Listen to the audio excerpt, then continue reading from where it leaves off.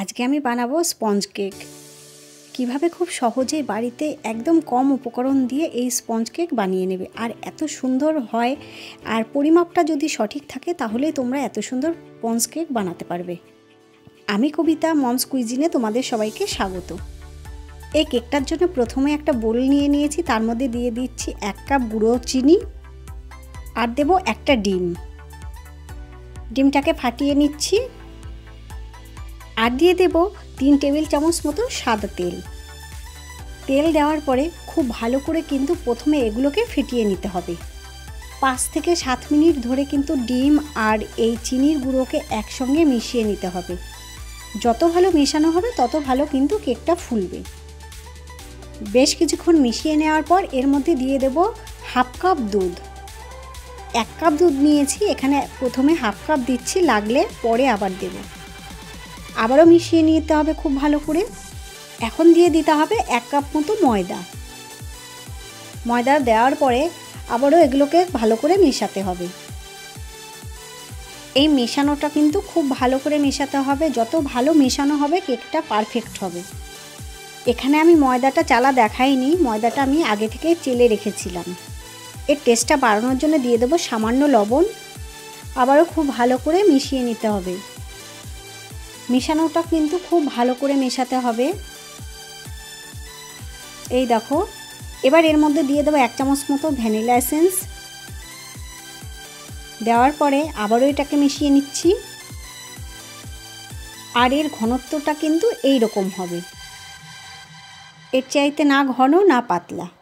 এবার সব শেষে দিয়ে দেবো 1 চামচ বেকিং পাউডার আর দেবো হাফ চামচেরও কম বেকিং সোডা, আর এর উপরেই দিয়ে দেবো অল্প একটু লিকুইড দুধ। আবারও খুব ভালো করে এগুলোকে মিশিয়ে নিচ্ছি। আর এটা মেশানো হয়ে গেলে বেশিক্ষণ কিন্তু এটা বাইরে রেখে দেওয়া যাবে না। আমি যেভাবে কেকটা বানাচ্ছি সেইভাবেই তোমরা যদি সঠিক পরিমাপে কেকটা বানাও তাহলে একদম পারফেক্ট স্পঞ্জ কেক হবে। আর তোমাদের ঘনত্বটা দেখিয়ে দিচ্ছি, দেখো এই ঘনত্ব হবে। এর চাইতে পাতলা হয়ে গেলে কেকটা কিন্তু ভালো হবে না। এই অবস্থাতে এটাকে এবার সাইড করে রেখে দেব। আর এদিকে একটা স্টিলের বাটি নিয়ে নিয়েছি। আগে থেকে আমি সাদা তেল বাটিতে লাগিয়ে একটা কাগজ কেটে রেখে দিয়েছি এই বাটির মধ্যে, সেটার উপরেও তেল লাগিয়ে নিয়েছি। আমার কাছে কোনো রকম বাটার পেপার নেই, আমি কাগজ কেটে দিয়েছি। এখন মিশ্রণটা এই স্টিলের বাটির মধ্যে ঢেলে দেব। পুরো মিশ্রণটা দেওয়ার পরে এইভাবে একটু হাত দিয়ে বাটিটাকে ঝাঁকিয়ে দিতে হবে। আর এইদিকে একটা কড়াই আগে থেকেই গরম হতে বসিয়ে দিয়েছিলাম। এবার একটা এরকম স্ট্যান্ড আমি এর মধ্যে দিয়ে দিচ্ছি, আর এর ওপরে খুব আস্তে করে বাটিটাকে বসিয়ে দিতে হবে 40 থেকে 45 মিনিটের জন্য। এবার ঢাকাটা বন্ধ করে দিচ্ছি। আর যে ছিদ্রটা আছে সেটা এবার একটা কাগজের টুকরো দিয়ে বন্ধ করে দিতে হবে। 40-45 মিনিট এইভাবে হতে দেব।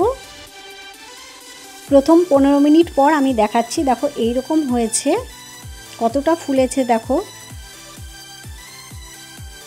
এবার 45 মিনিট পর দেখাচ্ছি, ঢাকাটা খুলছি। কেকটা একদম পারফেক্ট তৈরি হয়ে গেছে। এবার এটাকে নামিয়ে ঠান্ডা করে নেব। নামিয়ে নিয়েছি, নামিয়ে ঠান্ডা করে নিয়েছি। চাকু দিয়ে সাইড দিয়ে খুব ভালো করে এইভাবে আলগা করে নিতে হবে। কেকটা এমনিতে বাটি থেকে ছেড়ে গেছে। আজকের এই রেসিপিটি যদি তোমাদের ভালো লাগে তাহলে অবশ্যই লাইক ও কমেন্ট করো, আর যদি নতুন বন্ধু হয়ে থাকো তাহলে অবশ্যই চ্যানেলটাকে সাবস্ক্রাইব করো। এবার কেকটাকে আমি উল্টে দিচ্ছি। দেখো কত সুন্দর হয়েছে। এবার উপরে যে কাগজটা এটা তুলে দিতে হবে। আর কত সুন্দর হয়েছে দেখো।